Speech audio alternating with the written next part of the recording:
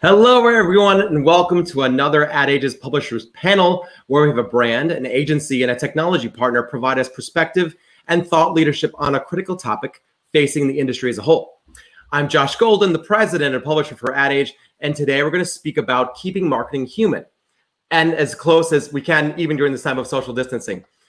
So whatever your marketing strategy was at the beginning of the year, there's no chance that it looks similar to how it looked at the start.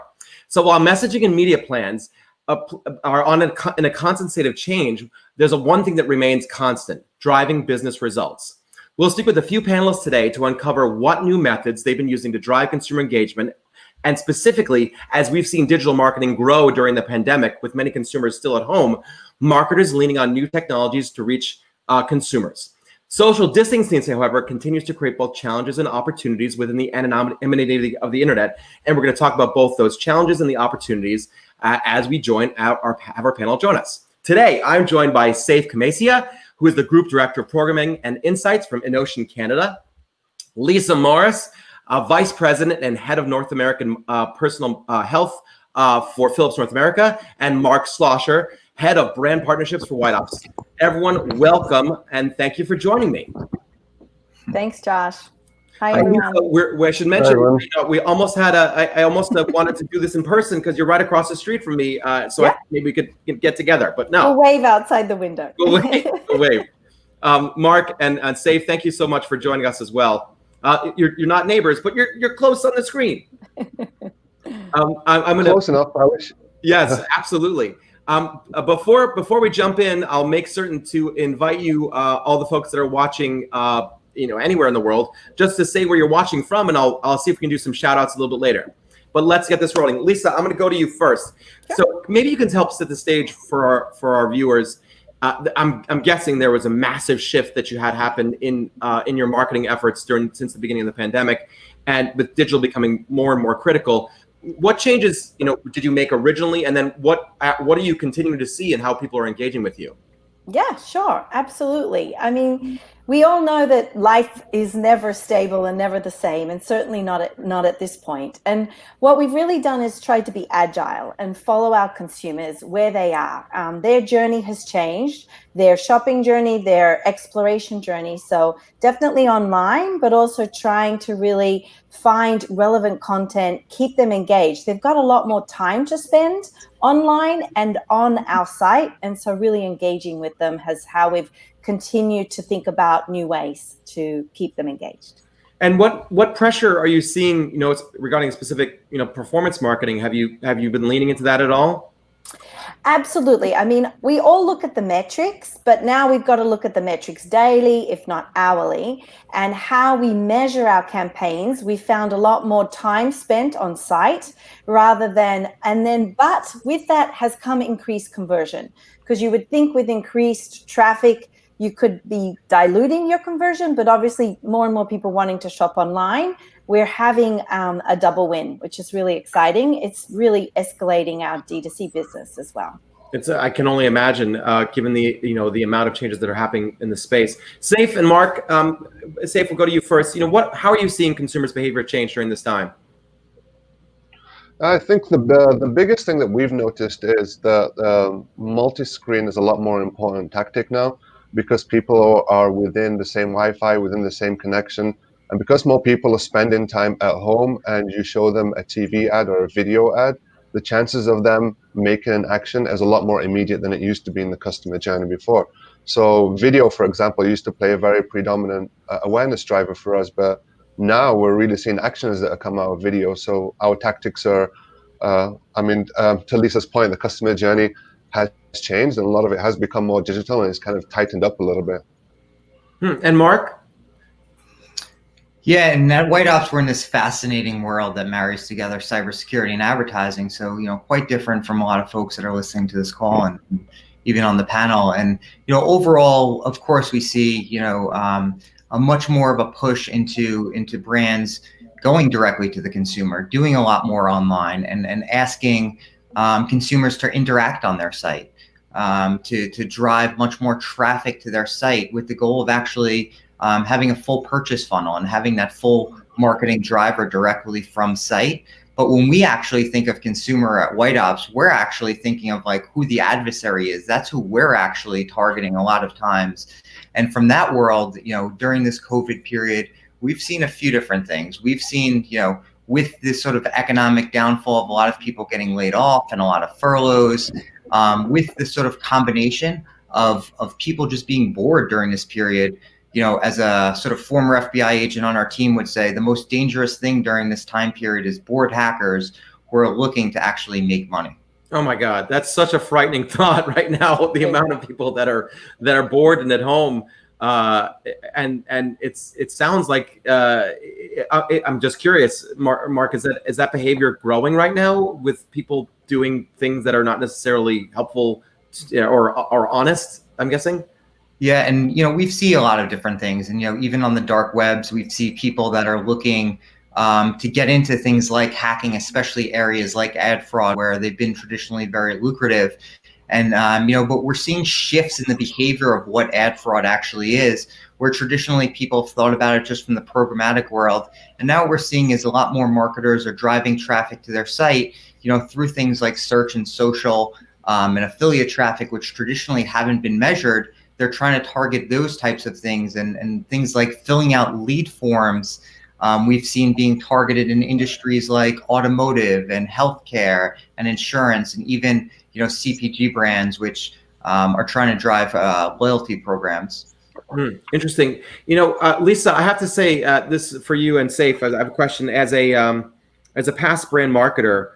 When I would look at data that would come in from the reports that we have done, I don't know. There was always like, here's one company that measured it one way, and then it was like, well, here's us measuring it ourselves, and there was this disparity. It's like, well, this what we reported and what's being measured, and there's the art and the science of this. Are you sometimes seeing that disparity? Lisa, I'll go to you first. Do you see sometimes that disparity, and then do you now that you've been exposed to this topic, I'm assuming you're familiar with it. Do you start to question, like, is that real human beings or is that not human beings?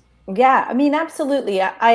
We've just become more aware, absolutely, in the last weeks. What we've really decided to do is we've got to trust our instincts. When we first look at some of the data, I mean, like I mentioned earlier, time spent on site increased, by times 10. Now, we know people have more time, but is that real? So we did start to dig deeper and try and understand, is it really now 16 minutes? Are our articles really that interesting? And some of the case we're finding absolutely, because they're moving around and you can see that.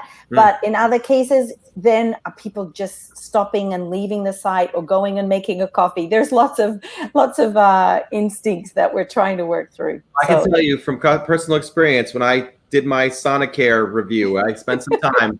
Thank you. Can you give me a little bit of insight into the difference between a measurement problem and actually potentially, what's unsavory and perhaps even illegal activity that's happening online? Like, I'm just curious. That's. Let me ask the question: what percentage of traffic right now is actually bot based? It's a good question. From what we've seen approximately over the last 1 year or so, about 40% of our traffic has been bot-based. And what we've seen change a lot is that these bots are getting more sophisticated and they're coming across all different types of channels. So traditionally, we'd see it more in the programmatic world when we're buying open market. But then when we started getting into more private deals and more curated content, it started going less. But as COVID has hit, and also the advancement of artificial intelligence, one of the things that we say internally is that COVID has just fast forwarded a lot of inevitable things. One of them was people spending more time at home and not having to go to the office and the death of 9 to 5. And then, sorry, just to kind of get back to the question that you mentioned earlier about the discrepancy between the data, that's the bane of our existence, but it's also where all the answers lie. And what happened with us is we went and looked at Google Analytics, and we were seeing that there was a massive spike of visits that were coming in from a specific channel. But when we look at Campaign Manager, it was 1/10 of those numbers. And then once we start looking deeper in, we start noticing the 40% of the traffic that was coming in was spending less than 0.01 seconds. So like, why would a user spend less than 0.01 seconds? And this dominates 40% of the traffic. We took another level deeper, and we found out that most of that traffic was not even located in Canada. A lot of it was located in remote cities in the United States, cities who have had past records of bot farms existing there. And then after that, we kind of looked at one level deeper. We found out that 99% of the traffic was on a Linux device. Nobody really uses a Linux. It was on a Chrome device, and that enabled us to kind of build our own definition of what a bot traffic looks like. And those are the things now that we have to make sure we mitigate across all of our platforms, even if that means taking an additional measure of excluding Linux, excluding that specific Chrome browser. But yeah, that's amazing. There's always truth into data. Yeah. 40% for me, Mark. I mean, obviously this is your business, so I'd like to think, I don't know, maybe I'm endlessly positive about, that's just sometimes a measurement mistake, but it seems like there's actually bad actors that are doing something. How can we, what can we do to stop it? Yeah, I mean, iPod is a $6.4 billion industry, right? Yeah, it's the multi-million dollars. And Eve, our takedown of Eve, which is a reading for anyone that wants to look at, was one of the first times that there was actually criminal ramifications, and it was sort of built out of a Hollywood movie where people in non-extraditable countries went on a surfing trip in Bali, and the FBI landed and made arrests, if you want to sort of picture it that way. But there's so much of this going on where there's multi-million dollar organizations. Think of it the same way that there's a CEO all the way down to 5 layers below that, with millions of dollars of infrastructure. And there's things that you can catch, and Lisa was mentioning some great sort of precautions they take with homegrown solutions. And then there's the much more challenging, those users that are designed to look and act exactly like a human, click on ads. It's no longer all happening from a specific IP address. They're literally designed, this malware is designed to look and act like a human and perform all the behaviors of a human, so that you think when you're making optimizations, and then when someone enters into your data pool and you're investing, retargeting efforts against them, that you think that that's actually a human, but they're never going to get to the end of that purchase funnel. You're just going to waste sort of a whole lifetime value against it until that point. And then that data ends up being staying in your database or in a client's database, and then there's some sort of charges for just keeping those human or whatever data alive from just a database management perspective. I have another question for you, Mark, but I'm going to quickly do some shout outs for folks that are watching all around the world today. Here we go. I pre-apologize for all mispronunciation, so please forgive me now.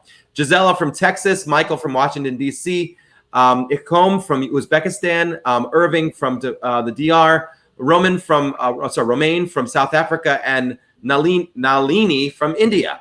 Welcome, all of you, and thank you for watching internationally. Oh, also someone from Turkey and New Delhi. So, Mark, just want to quickly pivot back to you if I can. Is there some magical tool? I'm certain White Ops has this, but from a more generic perspective, how would Lisa know that her data is being compromised? Yeah, and that's what Seif just mentioned about the 40%. As a previous brand marketer, it makes me shudder. It makes me think, wait, is it possible that almost 50% of my data that I'm pushing, or ads that I'm pushing out there, are actually being delivered to a non-human? So it's really jarring. Yeah, no, and look, we're not, there's so many efforts that marketers could take today, and as we were talking about COVID, marketers want to be as efficient as possible today, because their shareholders, even though their budgets are being cut, they still have the same exact expectations that they had in the past. So being effective is the most important thing. So, we work with our partners on what are the manual things that you can actually do via homegrown solutions. And then we collaborate with their teams of what actually requires technology. And then how do you actually prevent that from day one, all the way into that media buying tactics that you're actually doing, all the way down funnel, from ensuring your leads are actually human, to ensuring the analytics that you're making optimizations against are human, and ensuring that only humans are actually entering into your data pool, much of which requires technology due to the sophistication of the bots today.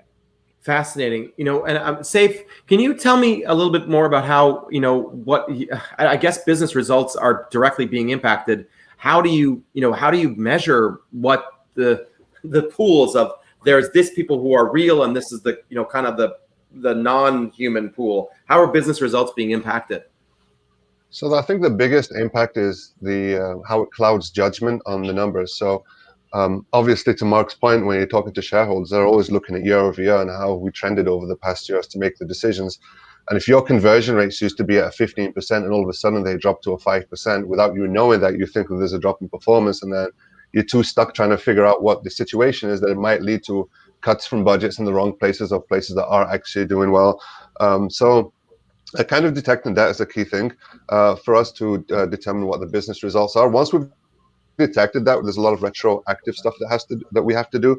But for business results, specifically, and how they've kind of evolved as you get deeper into this, is that you start becoming a lot more deterministic in terms of the breadcrumbs. Because now, especially with COVID, there's more digital adoption. And with that, we've got more breadcrumbs to identify what a consumer behavior looks like. There's also a lot of threads that support that in terms of ITP and how and addressability of a unique person. You kind of have to build your own customer journey, build your own DMP, and then we're honestly, we're in a new era of measurement that we've never had before. So there's a lot of things that we can do, but it starts off by weeding out things that are irregular. Lisa, can I ask, just curious? I'm curious about the measurement that you do based on the. I'm assuming, and you can correct me if I'm wrong here, that you've more heavily leaned into digital, to help grow your, specifically your brand. What does your analytics measurement infrastructure look like? I'm certain so many folks who are watching right now are like, gosh, I'd love to have what Lisa has as a dashboard.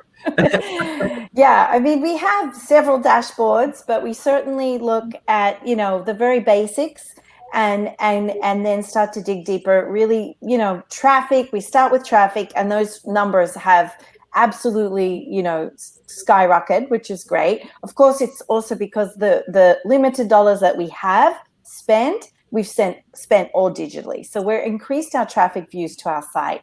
And then, as I said earlier, we're looking at time spent on site, where they are in the funnel. We obviously are following the consumers through the funnel and then all the way through to conversion. There's a myriad of other things, but we're really trying to keep very much also towards some of those leading indicators so that we can optimize along the way. We're trying to get more and more into real-time optimization as much as possible. Is there anything that you've done during this time period where you've been a little bit surprised by, wow, I wasn't expecting that to sort of take off the way it had? I'm certain many other brand marketers who are watching would value that insight, that something that you changed. And maybe all of you can answer this question, but I'll start with you, Lisa. Something that you changed during this time that's been a fascinating way to sort of, that you weren't expecting.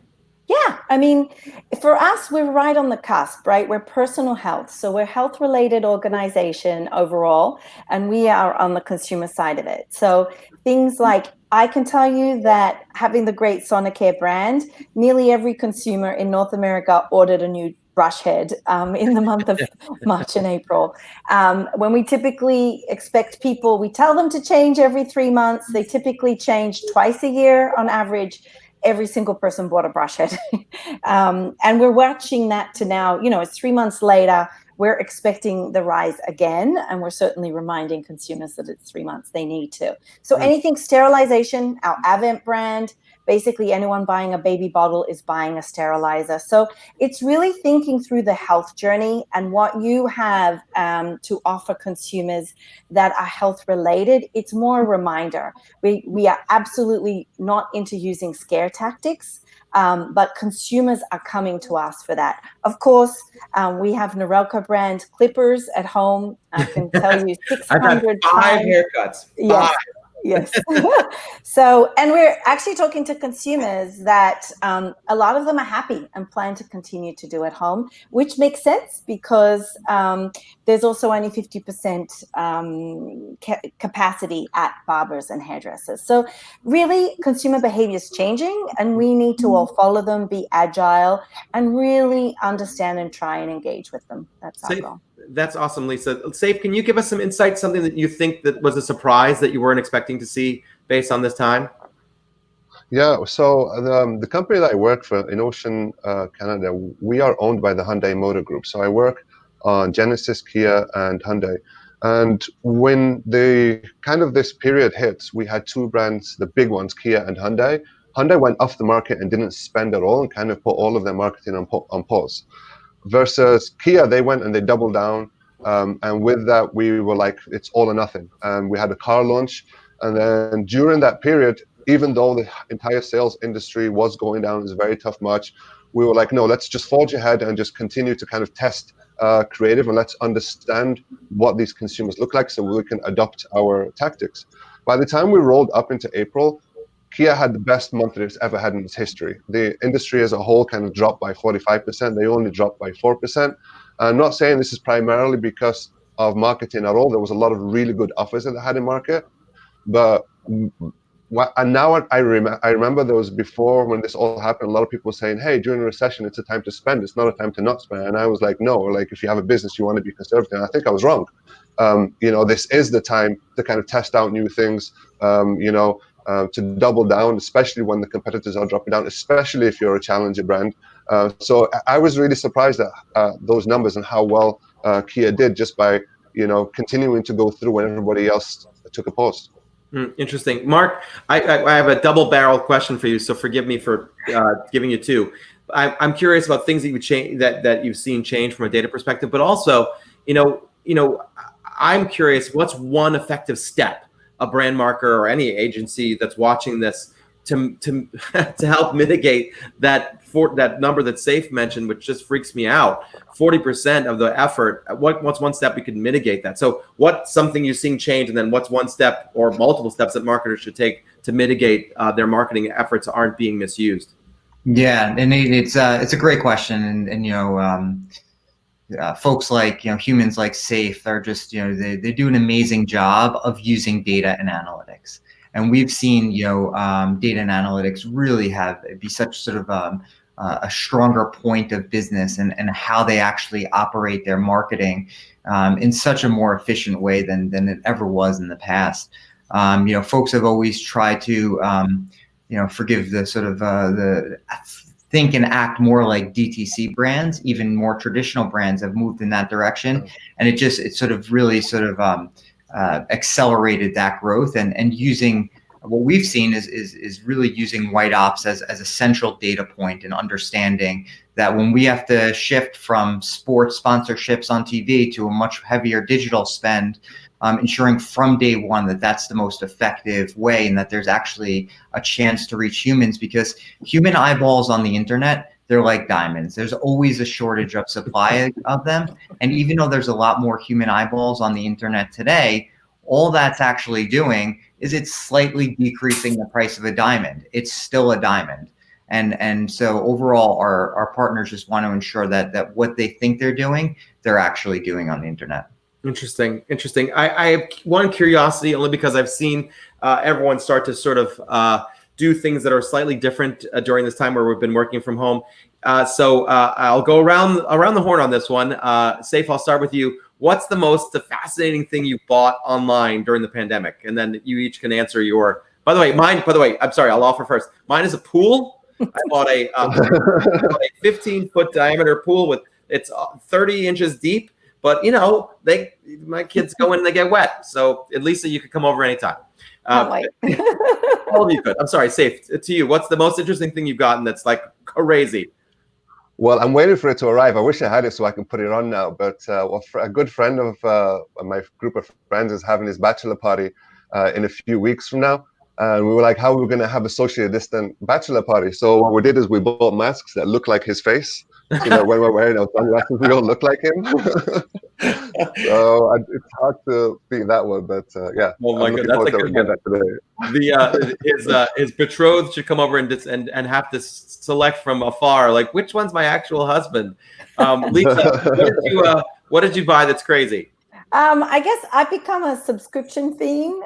So I subscribe that you can do an escape room with your family in your house, and it arrives once a month, which is really fun and exciting. Keeps us all engaged. Takes about 4 hours, so it's a good spend of money. And then the adult side is a cocktail subscription. So, and if you do both on the same night, you're gonna have a great time.